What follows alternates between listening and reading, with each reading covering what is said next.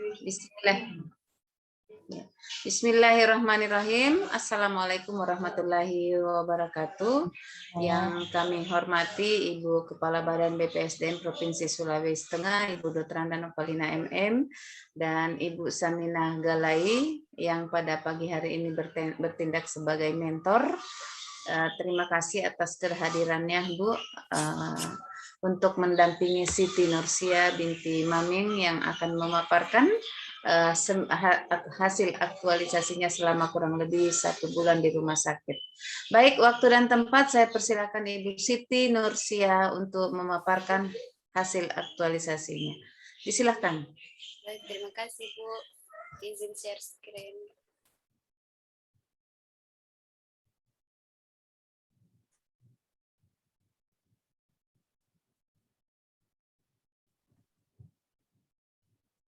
Baik, terima kasih atas kesempatan yang diberikan.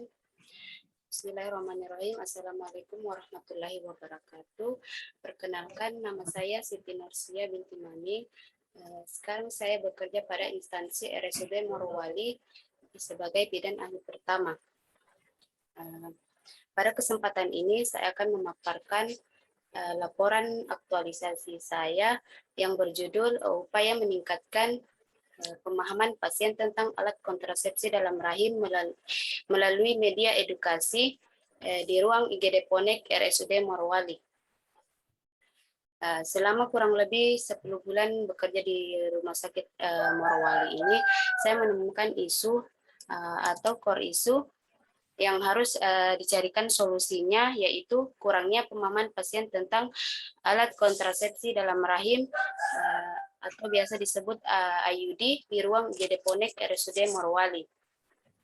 Nah, kenapa sampai pemahaman pasien ini kurang? Karena pada saat petugas melakukan edukasi itu belum maksimal karena tidak adanya media edukasi. Petugas hanya menjelaskan tapi tidak memperlihatkan seperti apa itu AKDR. Kemudian kurangnya dukungan suami atau keluarga, kemudian kurangnya informasi tentang AKDR baik bagi suami, keluarga maupun pasien sendiri.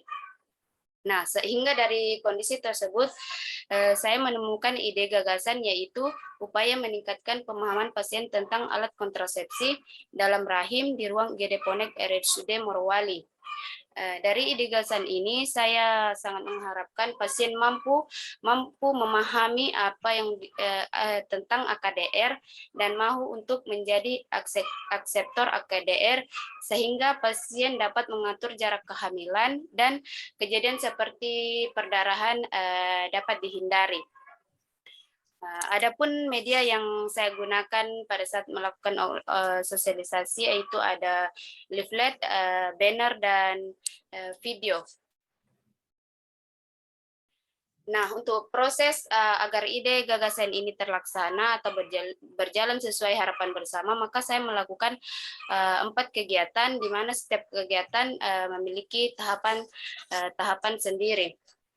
Oke, Bu Siti, bisa langsung ke capaian berapa akseptor, berapa yang meningkat, yang berapa pemahaman yang sudah mengikuti. Langsung ke capaiannya aja. Ibu penguji nanti tanya pada saat ujian, pada saat diskusi, ditanyakan nilai-nilai apa. Oke, langsung ke capaian hasilnya saja, Dek.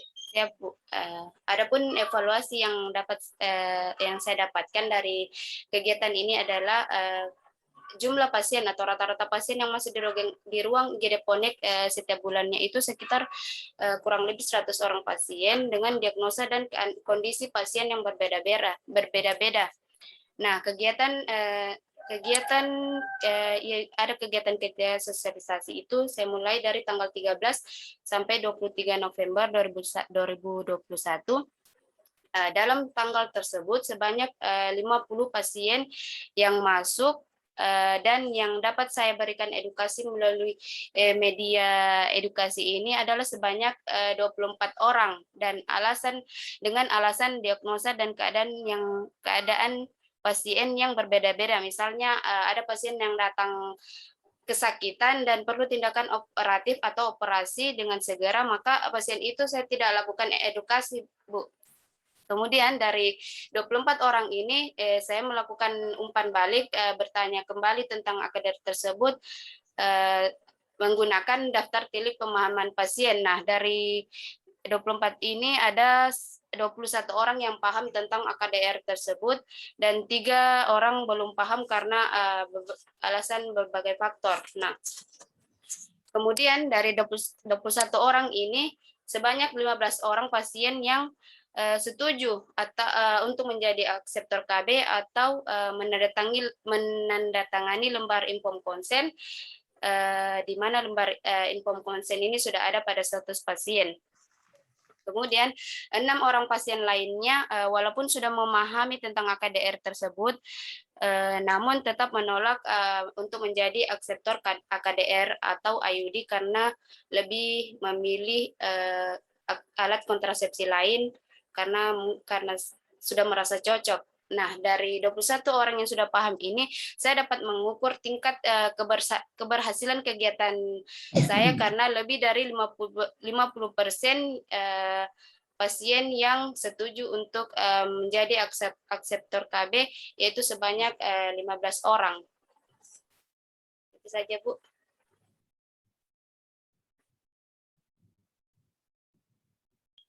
Baik, terima kasih Ibu Siti sudah memaparkan capaian yang telah dilakukan atau meningkatnya pemahaman masyarakat tentang alat kontrasepsi yang menjadi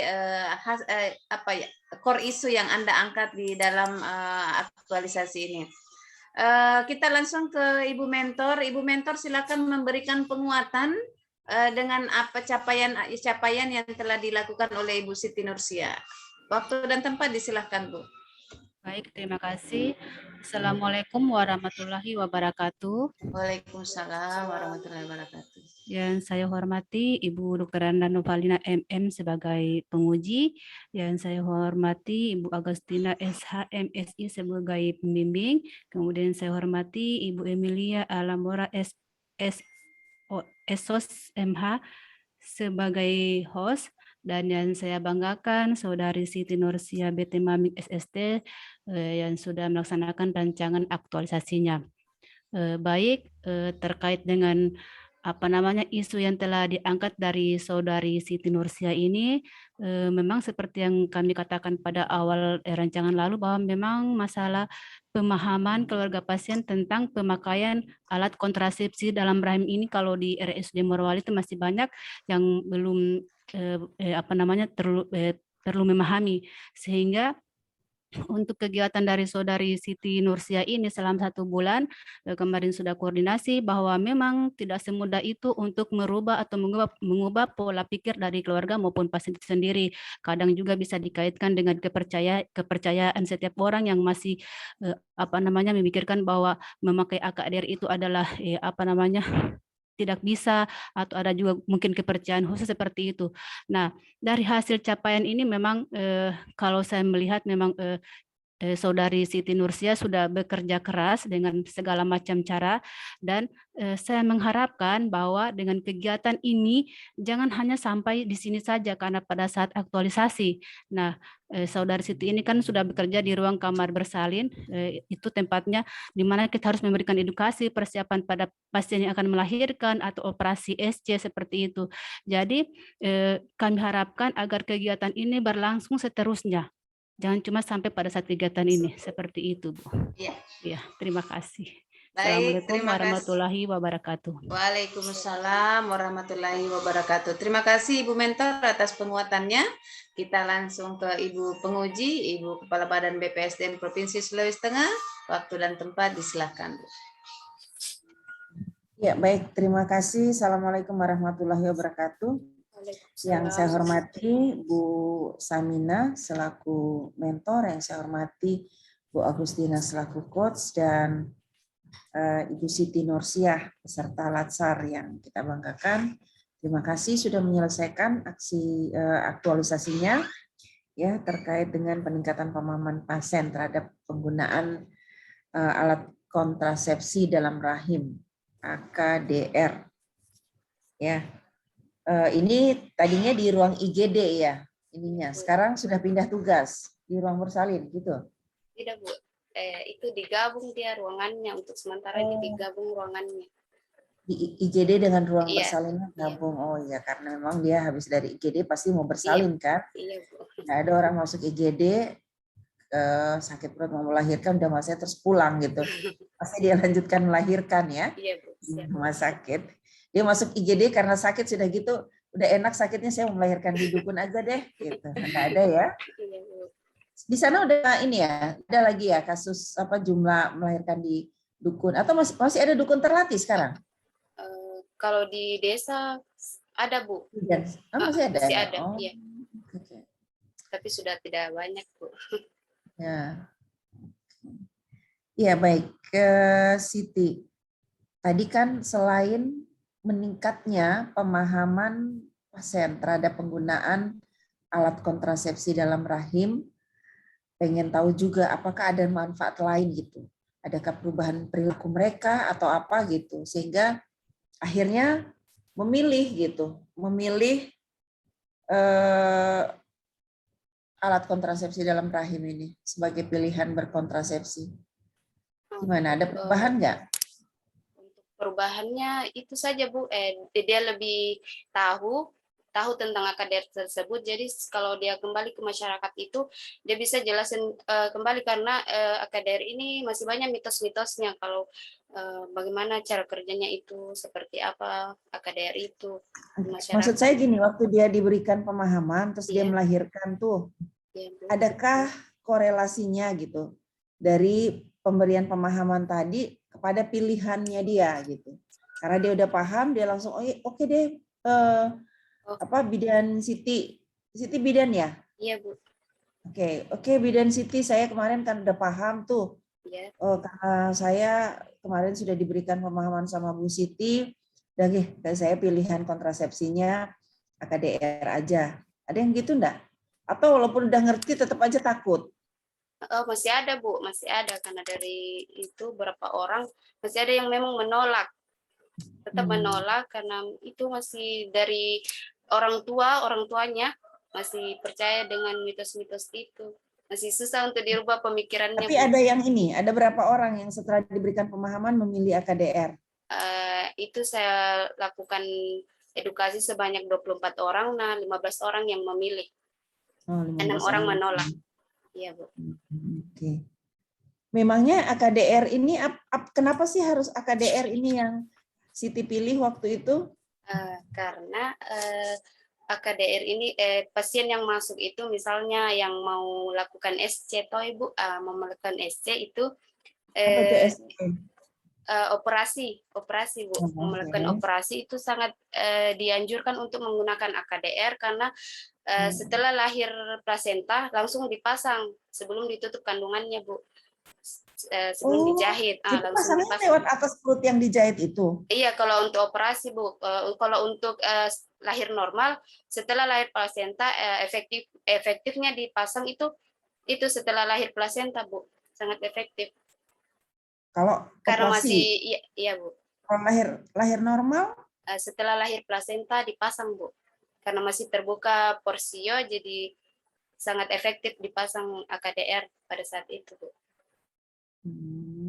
Oke, berarti ya sama-sama aja. Berarti sama-sama tetap setelah melahirkan ya? Iya Bu. Oke. Saya pikir kalau yang yang lahir normal tunggu 1 bulan, enggak ya?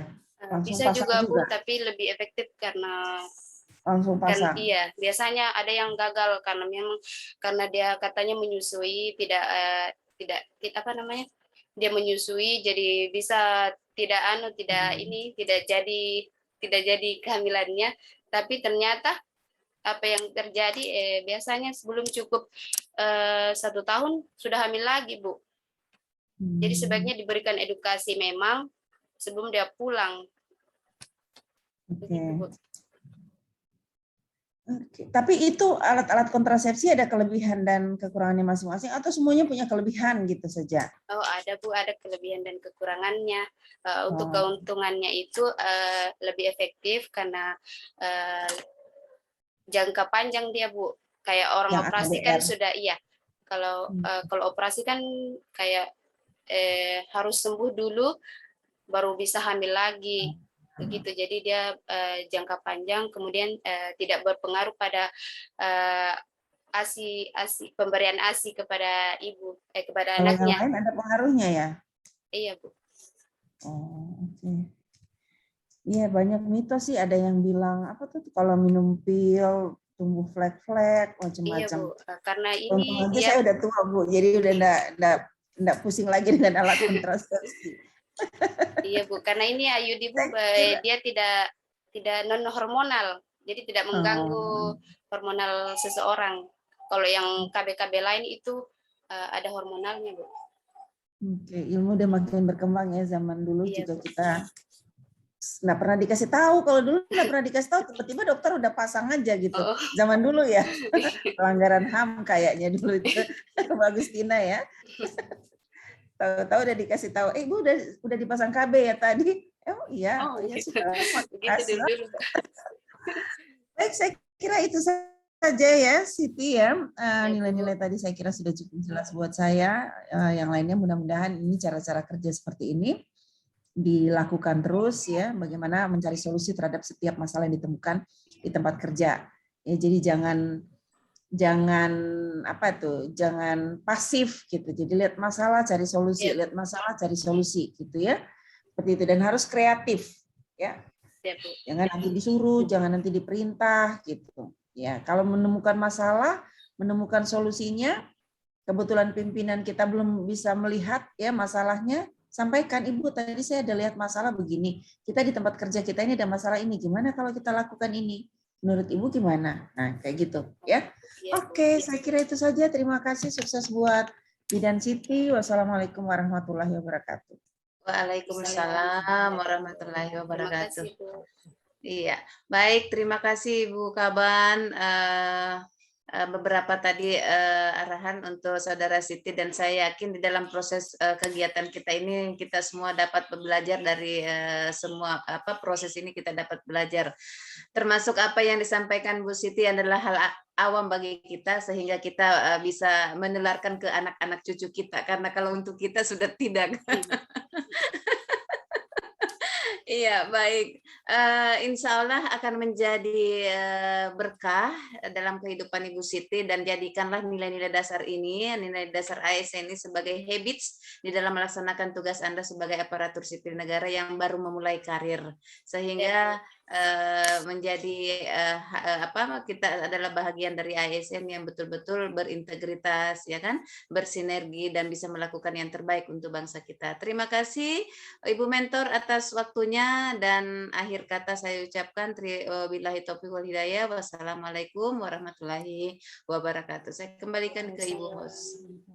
Terima kasih, Bu. Terima kasih Bu Agus, terima kasih Ibu Kaban selaku penguji, juga terima kasih kepada Ibu Samina selaku mentor dari Ibu Siti yang telah bersedia meluangkan waktunya untuk mendampingi Ibu Siti pada hari ini. Oke, baik, berhubung Ibu Siti telah selesai memaparkan laporannya, untuk itu kepada Ibu Siti dan Ibu mentor dipersilakan untuk tulis. Terima kasih, mentor. Terima kasih semuanya.